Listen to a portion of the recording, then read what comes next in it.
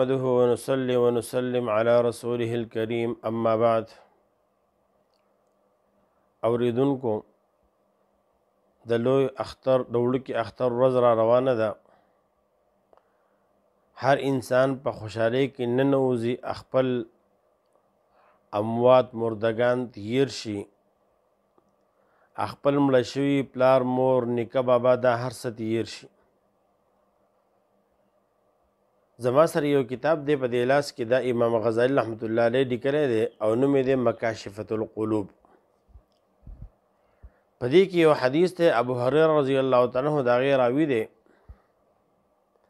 چې هغه حدیث خاص متعلق دی د وړوکي اختر د ورځې سره، او هغه دا دی فرمایي چې کوم یو سړی ولګېد او د وړوکي اختر په ورځ باندې سبحان الله وبحمده 300 مره 300 پیرې وي. آسان کلمه د سبحان الله وبحمده 300 پیرې وي، 5 منټه پې نه لګي. بیا یې څه وکړو؟ واهداها لاموات المسلمین، په مسلمانانو کې چې څومره مړي شوي دي ټولو ته یې وبخو. څومره امت چې په توحید په عقیده باندې وفات شوی دی ټولو ته یې وبخوده، د دې هغه ثواب نو څه به کېږي؟ حدیث شریف کې راځي ودخل فی کل قبر 1000 نور، الله جل جلاله به په هر یو قبر کې د دې عمل د برکت د وجې نه زر زر رڼاګانې داخل کړي. په قبر کې د رڼا ضرورت دی، هلته د پیسو ضرورت نشته، لیکن الله پاک دیم داسې نه پرېږدي. ویجعل الله تعالی فی قبره اذا مات 1000 نور، او کله چې دی وفات شي الله پاک د دې عمل د برکت د وجې نه د دغ قبر ته به هم په هغې ورځ په کومه ورځ چې د دې داخل شي زر رڼاګانې به الله پاک د دې عمل د وجې نه درته راولي. د دې وجې نه د وړوکي اختر په ورځ باندې خلک ډېر په خپلو خواهشاتو کې لذاتو کې مشغولي، ډېر هر څه تیري. نو په دغه ورځ باندې سبحان الله وبحمده دا 300 پیرې ویل پکار دي، او ټول امت مسلمه ته چې کوم دی څومره وفات شوي ټول ته بخل پکار دي.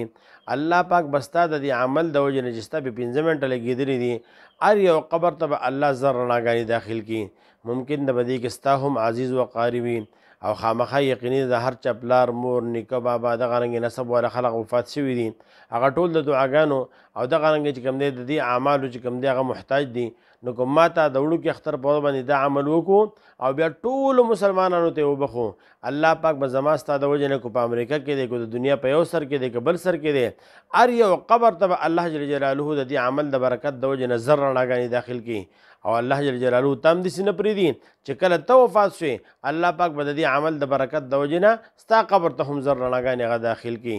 دا چونکې د یو ورځ سره خاص عمل دی، په خپل هم واورئ او د خپل ملګرو سره شیر کړئ، د پاره دی چې هر یو ملګری د ثواب په نیت باندې صدقه جاریه وګڼي او د اختر په ورځ وړوکي اختر په ورځ دا عمل وکړي. د پاره دی چې د ده دپاره هم یو ذخیره روغه شي، او چې کوم مسلمانان وفات شوي دي د هغو دپاره هم چې کوم دی د بخشش یو ذریعه روغه شي. وما علینا الا البلاغ.